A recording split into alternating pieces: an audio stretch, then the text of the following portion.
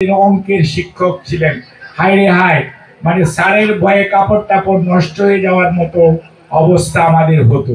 আজকাল তো আপনাদেরকে ব্যাট দেখাইলে আপনারা আবার কি জানি মামলা করে দিবেন যে আপনাদের কে বা গার্জিয়ানরাও মামলা কি শুনলাম বিচার টিচার দিয়ে দেয়। আগে কিন্তু এরকম ছিল না।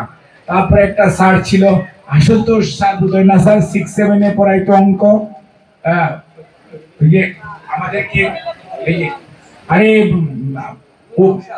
না না না, নুরুল হক স্যার তো অ্যাসিস্ট্যান্ট হেডমাস্টার ছিল, আর অঙ্ক পড়াইতো আমাদেরকে ক্লাস 6-এ। না না, হিন্দু ভদ্রলোক। No no no no no, তোমরা ভুল বলতেছো। হাত হাত পাততে বলতো, আর একটা বেরা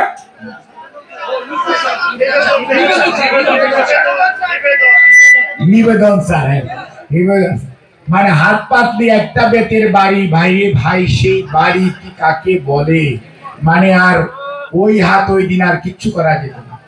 কিন্তু একটু ভুল হইলে, but I must respect them, I must respect, I need to honour them. এবং আমার একজন এখানে আমার একজন শিক্ষক আছে, আমরা বলতাম মৌলভী স্যার।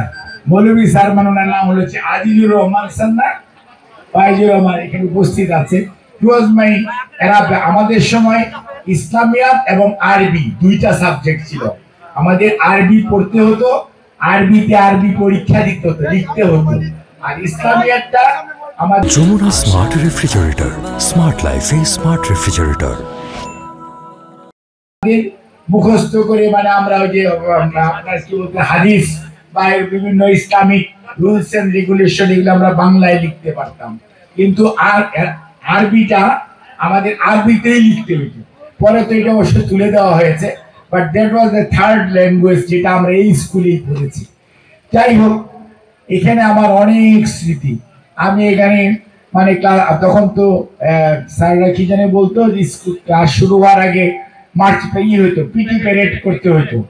পিটি প্যারেডে জাতীয় সঙ্গীত গাইতে হইতো, আমরা ফ্ল্যাগ তুলতাম, স্কুলেও, প্রাইমারিতেও, হাই স্কুলেও, এবং খেলাধুলা হতো।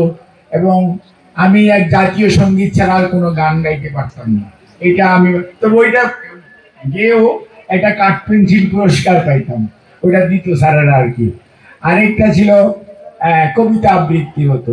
কবিতা আবৃত্তিতে অবশ্য আমি মাঝে সাঝে যে একটা ভালো পুরস্কারও পেয়েছি, আল্লাহর কাছে শুকরিয়া। তবে হঠাৎ করে 72-এর পরে যে গণটুকাটুকি ছিল, 75-এ হঠাৎ করে বাংলাদেশের সব মানুষ ভদ্র হয়ে গেল, এবং এমন ভদ্র হলো আর কেউ কোনো খারাপ কাজ করে না।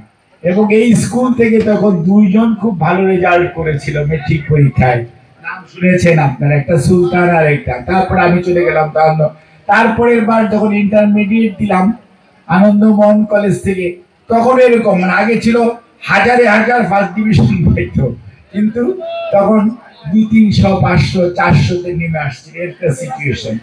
কাজেই একটা জিনিস, এখানকার শিক্ষকরা কখনোই আমাদেরকে মানে আদর যেমন করতেন, আবার কখনোই আমাদেরকে কোনো ধরনের টুকাটুকি অথবা নকল করা অথবা কোনো খারাপ কাজ করা, এগুলোতে কখনোই ওনারা এইরকম কোনো রেকর্ড আমি